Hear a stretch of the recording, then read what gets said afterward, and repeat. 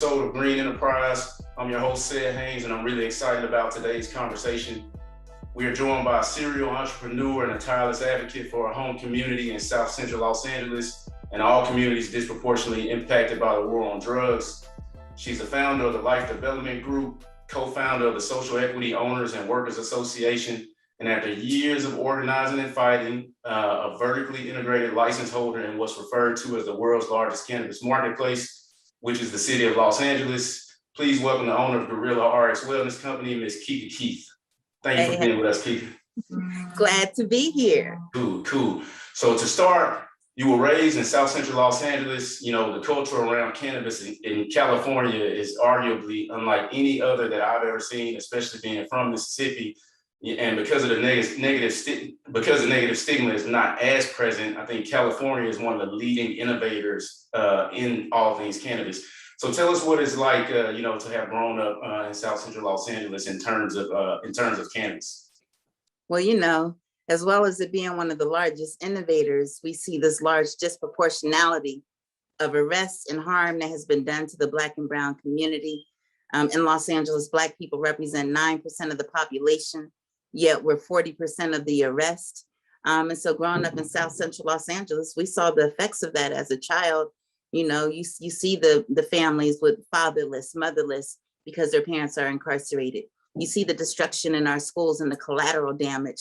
It just doesn't occur, because of the arrests and those that are jailed, but their children, the grandmothers that they have to raise the children, all of those things, we begin to see that damage in our communities, which ties into the violence and the blood that's spread on our streets as a direct result of the war on drugs. And so I've lived that existence. And on the flip side of that, have been raised by parents who are community activists, who are, a lover of our people, who have always believed that we have the tools that we need to come in and rebuild our communities. And the biggest challenge in all of that has been our economic wealth gap, right? We don't have the revenue to sustain the programs in our communities that we need to excel.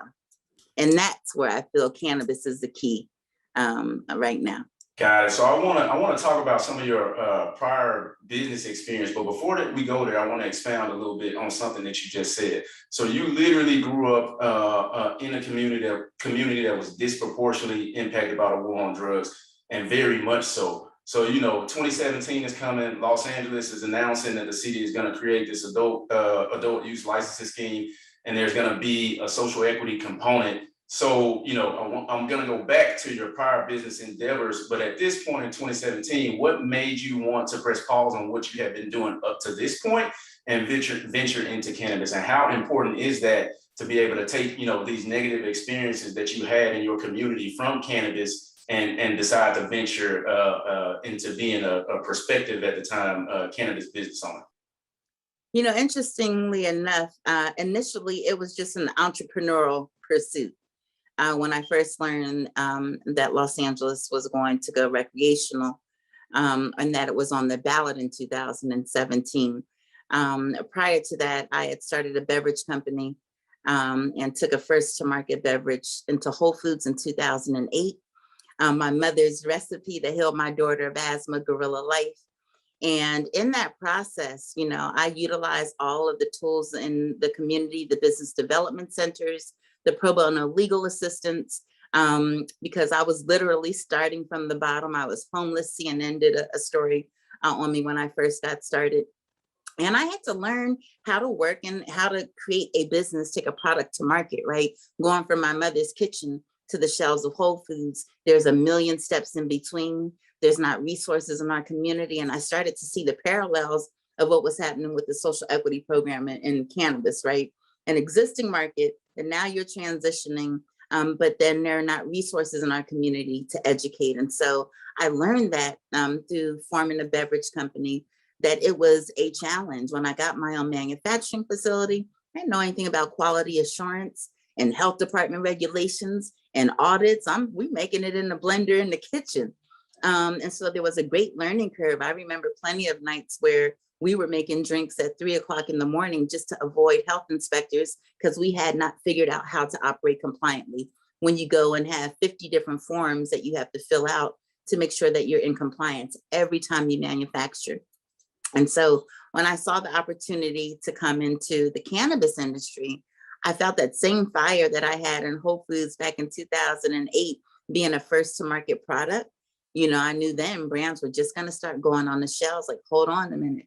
And I felt at the time, you know, Whole Foods and my distributor, I was with a national distributor by 2015. And I'm paying out, I feel like I'm working for them. Whole Foods taking their 40% markup, the distributor's taking 30%. I got overhead. I have 3 children I'm trying to feed. And so, you know, I looked at this opportunity in cannabis as a way that I could come with the first to market beverage was my original intent. And soon I learned about the social equity program. I was coming to get my manufacturing facility license. But then as I sat back and I was looking at the scheme and how things were going, I was like, hold up, this program is designed to fail. There is no education. Oh my gosh, it costs how much? I got to have $1 million. Where is the access to capital? So you give these opportunities quite like they did with the Indian reservations. You know, you give us these opportunities, but without the resources in order to launch them or take them off the ground, we are bound to fail. And so tying back to my community activist roots from my parents, I felt the need, and also knowing our history. You know, as a people, we've never been allowed to be in the beginning of the industry, whether it be cotton, tobacco, alcohol. We were consumers. We were not allowed to get these licenses. And so I also felt the need from, you know, for my ancestors to do more than just to see myself get across the finish line and have that license. There was a bigger calling to make sure that this plan that they had intended, these big multi-state operators that don't look like you and me, when they were coming into our communities and they were getting these regulations and laws passed under the guise that, hey, pass this law, recreational cannabis, because we're going to give back to these communities that were affected by the war on drugs. We're going to create these licenses. That was not the intent. And so, you know, it became a mission for me to go into our communities. They weren't outreaching. Folks in South Central, I live in the Baldwin Hills, Crenshaw area. They weren't outreaching, telling Black people how you could apply and qualify for the program. And so we did it. You know, we took a real grassroots approach. Word. So I don't, you know, you're hitting at something that's extremely important, and there's a lot to be learned from where we're going. And, you know, granted, all candor and honesty, I learned a lot from Kika. I reach out to Kika and ask her questions about different things. We serve together on the Minority Cannabis Business Association board. She is a wealth of knowledge through her experience. But I want to back up 1 second and just give you some flowers real quick, because I don't want to gloss over the fact that you were nationally distributed in Whole Foods from a brand that you created from nothing using your mother's recipe. That experience is incredible. So congratulations to you on that. And I know for sure that your experience there is going to prove very fruitful and has already proved fruitful in terms of what you're doing now. But, you know, chronologically, so 2017, January 2018 comes around, which was a really pivotal date for cannabis marketplaces all across California. And LA has not completed the licensing scheme for social equity businesses, as you were getting to, but there are still pre-ICO businesses that are allowed to operate. So flesh that out for us and tell us what that truly means to not have a social equity program set up, but to still have pre-ICOs operating in the space. Sure, this is critical because I watch this unfolding in New York now, New Jersey, Chicago, where they create these regulations at the very beginning. And they say 50% of the licenses will go to these communities, right? So they did that in LA. In 2017, it was to be 2 for 1. And that is, I'll touch on that, the importance of why I'm even in this position. And it wasn't because I went to school. It wasn't because I had a whole bunch of attorneys. It was because I sat down and I read the regulations and I read them again and again, and I participated in the state advisory meetings, in the city council meetings, in the land use meetings. I really made that my job because it is that important. This opportunity for our people is that important. And so, yeah, in 2018, I knew the regulations. It was to be 2 for 1. So that meant for every one existing license holder, because in LA, you know, that market was live and booming before they legalized it. So there was about 200 existing medical marijuana dispensaries that were around before 2007, of which only 6 were African American, mind you, right? And so they said, all right, so 2 for 1. So for every 2 social equity applicants, 50%, right? 50, that we're going to bring on one general applicant. Well, you know, those folks have a lot of money. And so that's the first time that I saw how these policies were changed without going to the people, without consulting with the stakeholders. And they changed it where those existing dispensaries would online first before they ever even brought on the 2 for 1. So we had over 300 plus licenses coming to social equity, but they onboarded these. It ended up being 184 existing medical marijuana dispensaries. In 2018, 6 of them were African American. And then the next thing you started seeing, so this is a call out to the community to watch this in New York and New Jersey, and where it's coming on board and across this country, Mississippi, Virginia, because then the excuse was, well, wait, we can't fund the social equity program, which was designed for those who were either incarcerated through cannabis arrests or convictions, those that come from communities, and you had to be low income in order to qualify for the social equity program. You guys aren't going to be given priority licenses anymore, because right now we're going to slow it down, and we need to take that $10 million and focus that on enforcement, the war on drugs 2.0, we call it. And we're going to let these existing dispensaries get up and running. Well, we pushed and fought for almost 3 years before they opened up the licensing for social equity. And we all know, and I know it from the value in Whole Foods, it is critical to be first to market. If you are a first market mover, you get all of the advantages. You don't have to put all the money up for marketing, you get brand loyalty. And so that was the biggest setup that we saw in Los Angeles. And that was the biggest fight. They were not letting us get our priority licensing, yet you had these existing dispensaries open, of which only 6 were African American.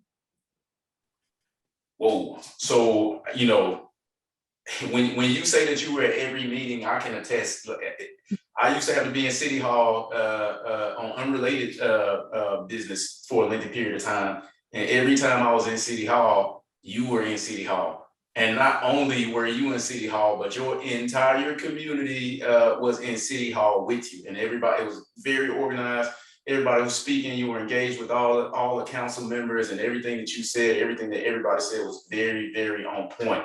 If there was a cannabis item on the agenda, you were there. And even if it wasn't, you was making your rounds to the office. So, you know, I know, or we know now, you're the co-founder of the Social Equity Owners and Workers Association, and everything that we just spoke about is how this came about. So, you know, tell us about, you know, I know you're a dyed-in-the-wool activist, right? Your parents are activists, you grew up in this, like you got it.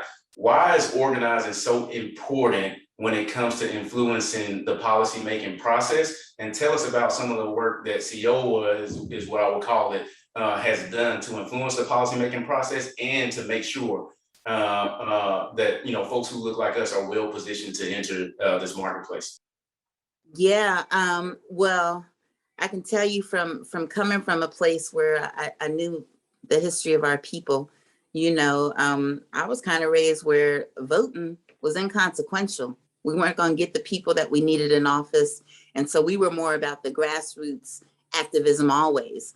But then when I got into this cannabis thing, and, you know, you hear with the Obama coming into office, every vote counts. Oh, yeah, okay, yeah. Trump got in. Okay, wait, maybe every vote does count.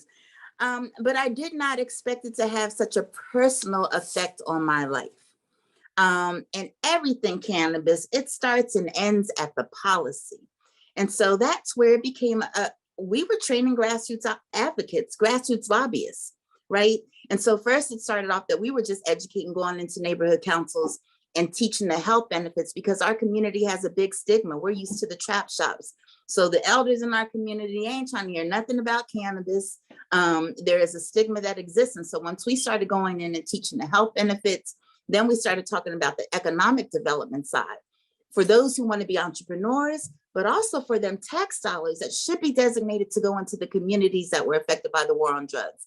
And once we started hitting on that, how it benefited the whole community, that's how we were able to organize and get people to start coming down to City Hall. And that's where the change happens, y'all. We have to be about effectuating policy. We have to be there to demand that the policies aren't changed, because we saw that over and over, the way it originally started to where it ended up.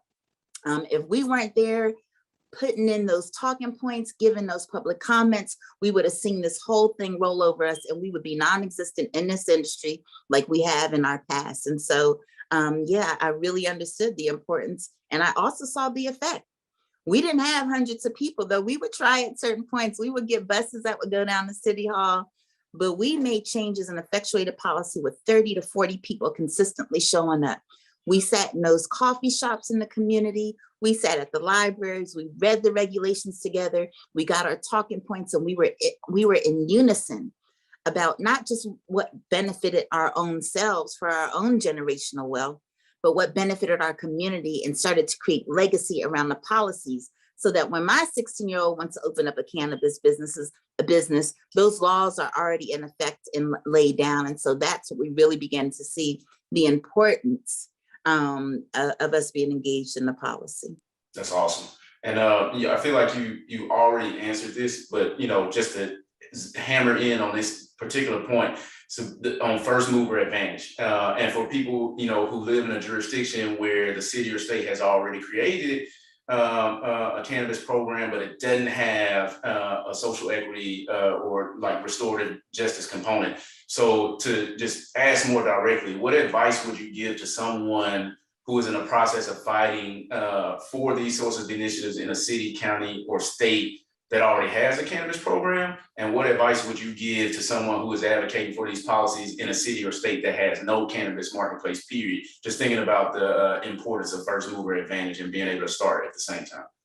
Sure, I think they both kind of have the same starting point. We got to know the regulations to know what we're fighting for, what's missing, what's there, and then also, what do we want? What are our demands? MCBA did a great job, guess a little over a year ago, of putting together some templated policies that would be to the advantage of social equity and Black and brown small business owners.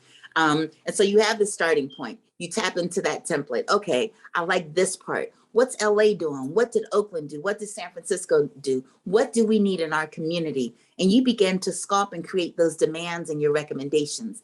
If they don't have it, it's a great open door to begin to engage with the city council members, with the mayors, with the state level, at every level of government. It is important to get these meetings and tap in.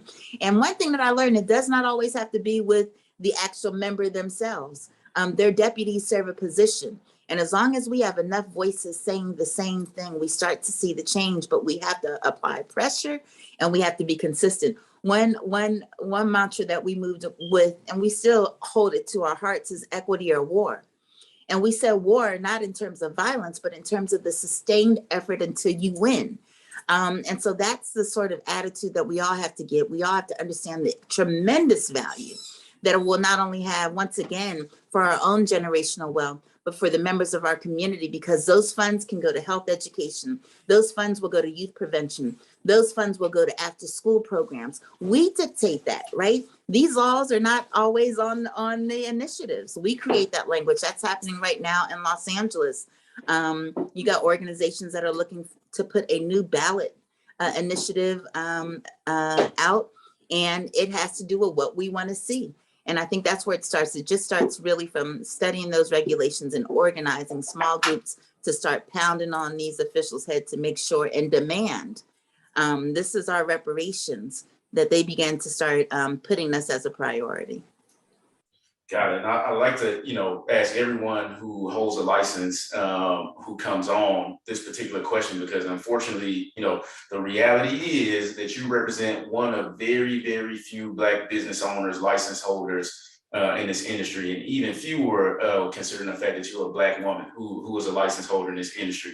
I think the statistic now is it used to be 3%. I think it's 2% now. It's way too low. What advice do you give to anyone who is looking to break into the cannabis industry, whether they do it from a perspective of I want to own a cannabis business, or I want to hold some sort of career within a cannabis business? I'm going to say it again. It starts with reading those regulations. If you read those regulations, you will actually be able to formulate your business plan around what that city or that government allows you to do. That's number one. But number two is, y'all, there are predators and sharks creating all kind of sharecropper deals, and they are looking for us because when these cities do have social equity programs, they allot a certain amount of licenses to us. And so then what you find is these wolves in sheep's clothing, because you need capital. And they come in and say they're about good, but they only intend on taking over your business. So our business acumen has to be up. We have to create teams. I created a team early on. We know folks in our community. We can go to the community center. If you're in college, talk to your peers and start to form our think tanks. We need think tanks. And on top of that, the next thing is fundraising. I know we are, Black folks are consumers. That means we have money. And there should be a collective effort in this and understanding of the opportunity with these licenses. And once you have one license, it makes it so much easier for us to just not get social equity licenses, but competitively go after licenses, period. And so if we begin to see the importance of being involved in this industry and how there's so much revenue that's generated, we can feed and sustain our own family, but then go in and feed and invest in our communities. It is a collective effort, will be the only way that this works. We are not each other's competition. You know, we got to be brothers and sisters in this piece to attain this economic wealth. And I think that's the starting point. And I don't see enough Black people who are investors. You know, the folks that I sit across the room don't look like me, and certainly don't want to hear about me wanting to do anything with any of the profits to benefit my community. That's not their community. And so the only way that works is if we have the people that have the initiative, those that have these cannabis arrests and convictions that want to go after these licenses, but then we form a team. We need our lawyers, our architects, our marketers. All of those skills are transferable into this cannabis industry, that if you help another brother or sister who's getting these licenses, you best believe there's going to be 5, 10 others, and then a whole cannabis industry that's lacking these professionals that focus on cannabis. And so when we create these teams, it gives exponential growth, where we can see even our goods and services, just like in the gold industry, the picks and shovels are the industries that made the money.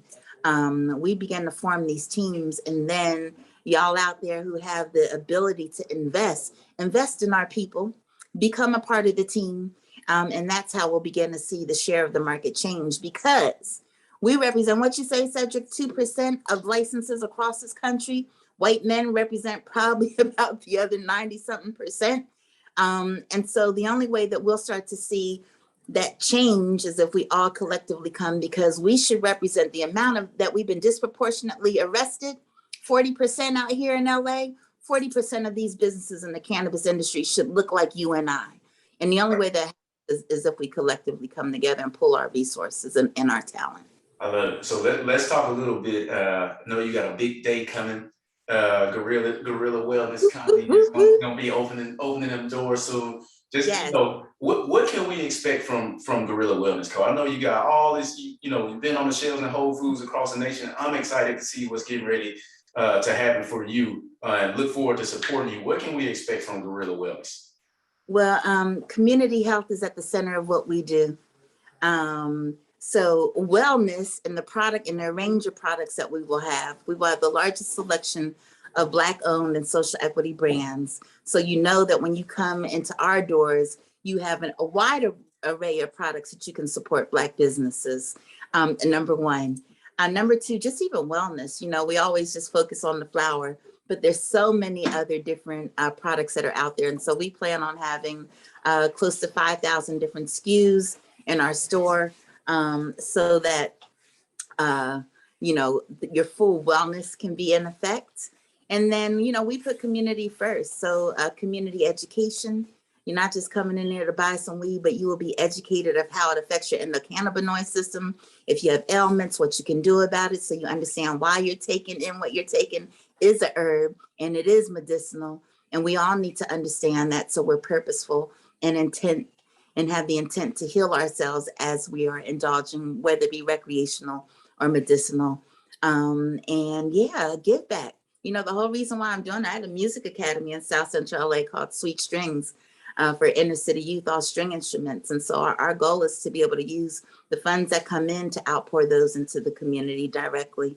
And so, yeah, that's what you'll see and feel when you come up in Gorilla RX on Crenshaw Boulevard in LA.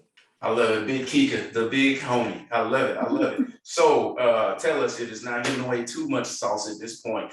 Where can people find your business? When are you opening your doors? And what social media handles can anybody who's watching now follow to follow all of your success?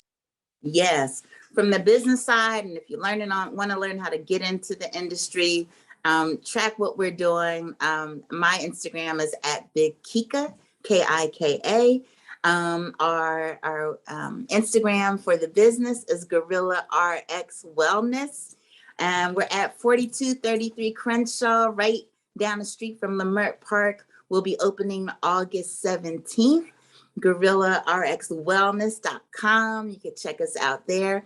And then for those who are just looking to get educated and learn more, want to be advocates, want to be engaged in the process, please go to our website, lifedevelopmentgroup.org. We offer free consultations. We answer questions, just some good information, because once again, we want to see this spark across the country. It is not just good enough that I'm opening my doors. We want to see all of us open and thriving in this business. Very cool. So, we wish you all the success, all the blessings that are coming your way. Thank you for everything that you've done. I hope everybody has enjoyed this episode. I know I have, and I know I have learned something. So until we talk again, Kika, peace, and thank you for being on the show. All right, Cedric, blessings, everyone.